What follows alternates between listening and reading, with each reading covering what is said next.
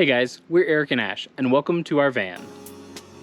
We have been traveling for the last 3 weeks in this van, and we affectionately call it Clifford the Big Red Van. Now, to be completely honest, it's not our van, it's a van that we've rented, but because we're Americans who live in Saudi Arabia and we were looking for a great way to explore the Rocky Mountains, we decided that renting this van would be an awesome way to get to see great things and also to kind of get an idea of what van life is like. So, we want to take you on a tour and hopefully show you a little bit about what we've been living in. Here we go. So the van you see behind us is a 24-foot Mercedes van that was built and designed by Midwest Automotive Designs. This is their weekender model, and we're going to take you in and show you a little bit around the outside as well as on the inside. So on this side of the van, you can see the passenger door, the main entrance to the van, as well as we have an awning up here. There are a couple of 110 volts plugs for using outside, as well as a propane connection that you can plug into. As you come around to the back side, we have our lawn chairs, our monopods, tripods, things like that for photography. We also have our day packs to do some hiking with, our dirty clothes. Under here, we also have a little container that, happy little accident, it fits so well. We bought it from Lowe's before the trip started. Just kind of has some odds and ends in there that we might need. And then under here is a little container that holds the 30 amp hour or the 30 amp plug for nights that we have electricity, as well as a water hose for when we're filling up water into the tanks. Then on the driver's side, we have the hot water heater. Don't ever really need to touch that.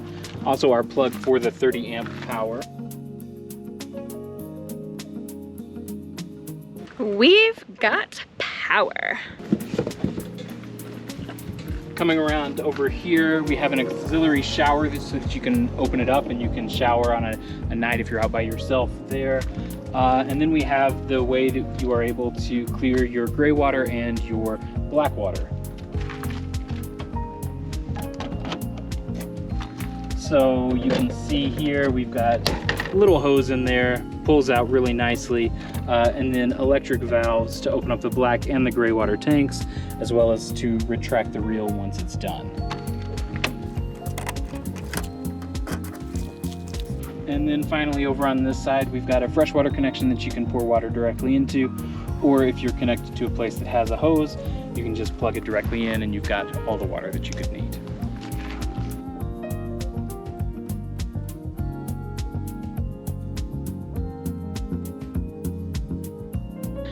I recorded a video of our house in Saudi Arabia, which you can see here, but I wanted to show you the inside of our home for the last 3 weeks. So let's check it out.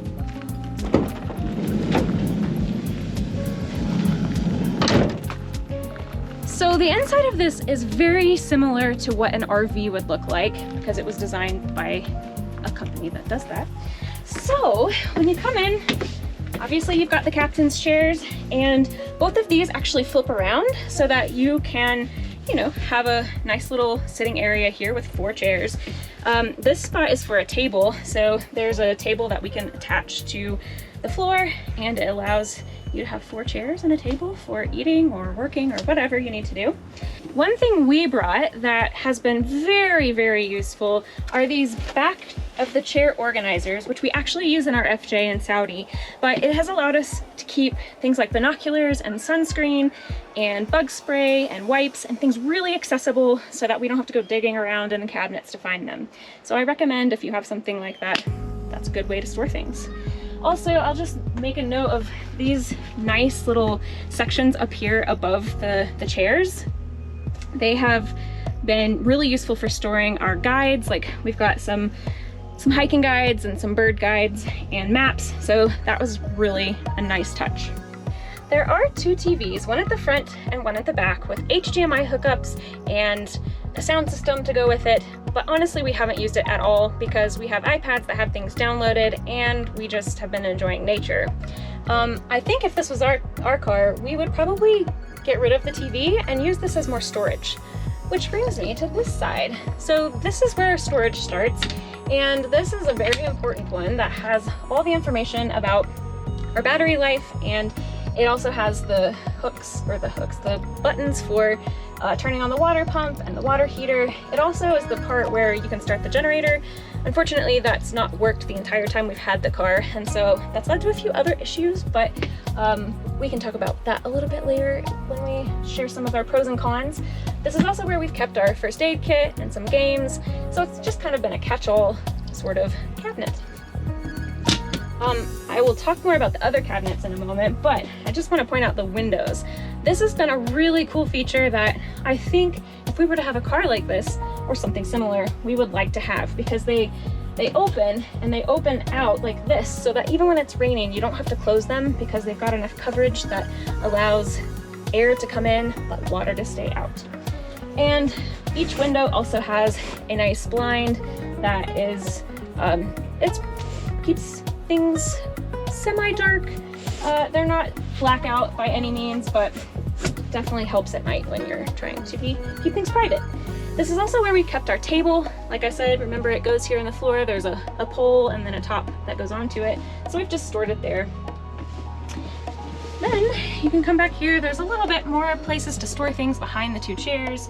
It's where we've actually kept the cover that goes in the front of the windows, so it blocks out the front windshield as well as the driver's and the passenger side door windows. So that's been nice. I didn't mention this before, but inside there's also a lot of cigarette lighter type places where you can charge things, as well as some normal, like American plugs. I don't know what to call that. So then you keep coming back here. There's a bathroom, which we'll show you separately in a moment. We actually have a microwave, which has been kind of fun. We bought popcorn, and it was nice to just be like, oh, let's make some popcorn and just throw it in there. It also has an induction stove and a refrigerator, which is probably a mess, because that's another thing. When you're driving, things tend to move around, and when you open it, things come falling out. So I'm not gonna open that right now. There's a nice sink, some dirty dishes in it. And the sink is a nice feature because, you know, it means you don't have to go find somewhere to wash your dishes. You know, you've always got something here as long as you've got water in your tank. There's some drawers. This is a great feature, and if you don't forget, it's a great feature. You push the little button and it stays locked, or if you press it and it opens, it's open. But if you push it, it locks, and so it doesn't open when you're sliding around or when you're driving, and it doesn't slide open. We have left our bed set up the whole time. There will be a little clip of a video that is where it's just the seating space, but we've kept it as a bed. I think it's a queen size bed, which has been plenty of room. One of the interesting features, because it's the couch that lays flat, there's a metal bar that runs across the middle, which if you catch just the right way, it's very painful. Here's the other TV that I mentioned before. It faces the bed. We have a storage closet here that is for clothes, but it's also, we just used it for food because it was the most accessible when the bed was up. It's a little bit messy because it's just one big cabinet.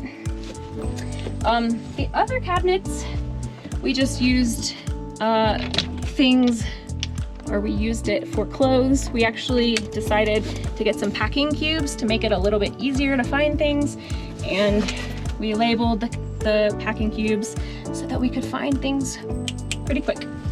So that is one of those cabinets, and my cabinet, also just the same kind of stuff, keeping things organized. And then this is just our catch-all cabinet. That was awkward. Our catch-all cabinet, as you can see, it's just a lot of stuff that if we need, we can get to pretty easily. I love this fact. All around the van, there are light panels, and you can hit the reading lights or all the lights or the accent lights. And I love that it's next to the bed because you don't have to like get up and go turn it off, but it just is next to you and you can like, and the lights go off. There's also an AC, which when we're running on electricity, it's really nice to run. It's kind of loud, so we actually prefer to turn on the fan, which I can go back and show you, and just pop the windows open, because all of the back windows open as well as a couple in the front. And so we get a nice airflow through here. And honestly, the weather has been great in the evenings, so we really haven't needed the AC. Here's the fan. You just turn this little knob, it opens, and what's nice about it is it also is rainproof so that you can leave it if it's raining as well.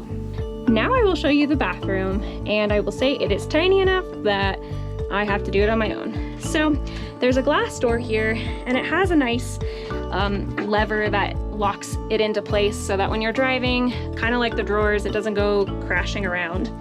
So inside of the bathroom, it's a shower toilet combo.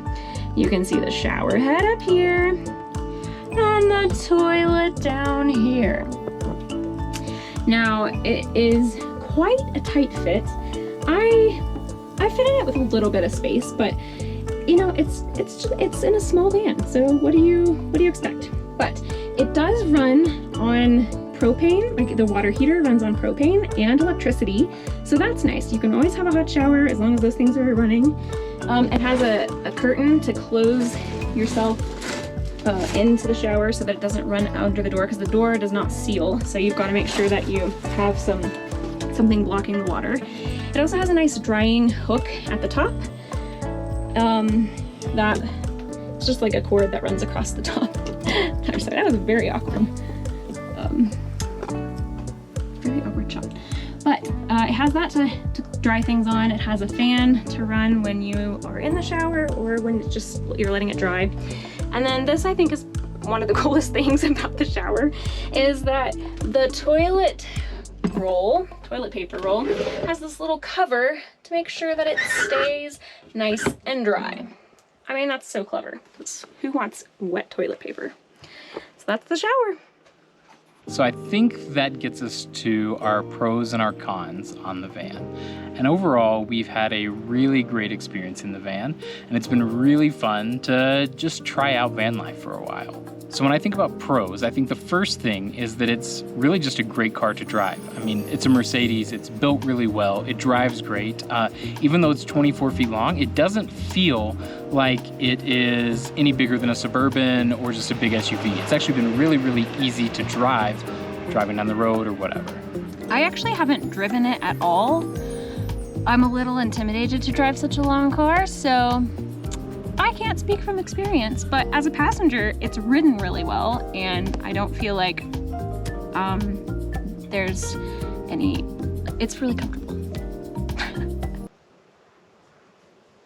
There's a critter behind us. The second thing we really like about this car is being able to leave our bed out and made all the time. Now, it was nice a couple of times when we had to put the seating out, and it was nice just to relax in the back as like a sitting area, but to be honest, like rolling up and being able just to like not have to make a bed is awesome. Yeah, I think if it was ours, I think we probably would get rid of the seating in the back, maybe raise the bed up a little more so that there was some extra storage there, and just leave it as a bed all the time, get a comfortable mattress instead of one that has the metal bars through it.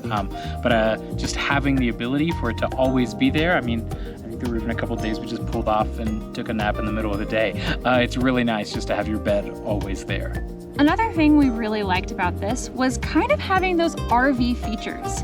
You know, like the water hookup and the electricity hookup, so that when we were staying in places that offered those kinds of hookups, we could plug in and not have to worry about running the battery low. It was really nice to have things like a black water tank and a bathroom so that, you know, you've always got a bathroom close by. That was actually a really nice feature to have. I mean, we do a lot of camping. It's nice not to have to find a bathroom. You could just find a rest stop or a pull-off that doesn't have a bathroom. And especially in some of these longer stretches through Montana or Idaho, where there just weren't bathrooms very often. Another thing we really appreciated was just how much space was in the van. There was plenty of storage, and there's a place to move around and to sit, and when it was raining, we could stay inside and not feel like we were just like cramped in our one seat. We have an FJ Cruiser at home, and that is not known for being a very spacious car, so it was actually kind of a nice thing to have such room that goes with you. I mean, it's basically a house on wheels. A tiny house, but a house on wheels. And I don't know if it's a pro or not, but we actually got a ton of compliments and started a bunch of conversations about the car itself. I mean, people wanted to see the inside, they had questions, they were like, oh, there's a bathroom, and it was just kind of a funny conversation starter. It is an RV, but it doesn't really look like an RV on the outside. It doesn't have that 1-800-RENT-ME written across the side, which was really nice. But I think because it is bright red, it probably stood out a little more than a black one or a gray one or something like that. So on the other hand, there have been a few things that or maybe cons, things we weren't super impressed with about the vehicle itself. Part of that was just because we were learning and we were trying to figure out what was best for us. And the good thing is we know what we might do in the future if we either rent or had a van of our own later. And so I think the first thing is that having a 24-foot van is big and it's nice, but it's actually too big. Because we have a 24-foot van, there are very few places to park, and parking is usually far away, so we're getting our exercise. I would much prefer a van that was either 19 or 21 feet. It would fit in all the parking spots. It would be a little less like an RV. And in all 5 of the national parks that we visited on this trip, there have been different roads or different paths, different things that we haven't been able to take because our van has been over 21 feet long. And so I think in retrospect, we really would have loved to have a van that was a little bit shorter so that we could make sure that we could explore all of those parks a little bit more. And in the same vein, I think that we, if it was up to us, we probably would have had a van that was maybe a little less luxurious and a little more rugged. I mean, we do spend a lot of time in the desert, a lot of time off-road, and a van like this is not going to be an off-road machine, but being able to take it down a dirt road or a gravel road and have no issues. I know they make 4x4 Mercedes, and I think if I were to have a van, I would definitely want to make sure that it was something that had a little more clearance, and I'd feel a little more comfortable taking in other places. Don't get me wrong, I do love luxury, but I think with this kind of travel, I agree. I would rather have something that was a little bit more rugged and capable of taking on a gravel road. A gravel road. As I mentioned when I was talking about the battery, and I mentioned that the generator didn't work, unfortunately it was not something that we could control, and it didn't work out. And so, the battery in here that runs the refrigerator and the microwave and the lights and that sort of stuff is all run on the second battery, which doesn't have a very long life. I think not being able to run the generator for even a couple hours each night to run some things was a little bit of a tricky issue that we had to overcome. Before we made coffee, we made sure we got in the car and drove a little bit so that the battery would run the induction stove. So it was okay, it worked out, but it would be nice. It'd be a nice feature to have when you have a battery that doesn't last very long. I think my preference would probably be to have a stronger second battery, the house battery. Back home, we run our 47-liter fridge off of our regular car battery and have no issues with that, whereas the house battery back here hasn't been able just to charge the fridge for the entire night. I think that if it had a bigger, newer, better battery there, that would resolve a lot of the issues there. I mean, it even has solar power on top. I don't think I mentioned that earlier, but it hasn't really been super effective in terms of getting the battery up and keeping it charged. So those are some of our pros and cons about our van. And what do you think?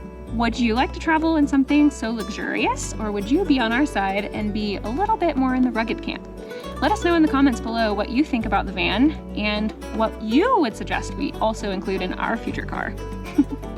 And over the next few weeks, we're going to be releasing a bunch of videos about our time in the van and as we've traveled to 5 different national parks, a number of different national monuments, and really taken our time to explore the Rocky Mountains of the United States. And so we hope that you'll follow along. If you want to see those adventures, please subscribe. We've got a lot of cool stuff coming your way. So thank you so much for watching today, and we hope to see you on the road. Bye. Bye.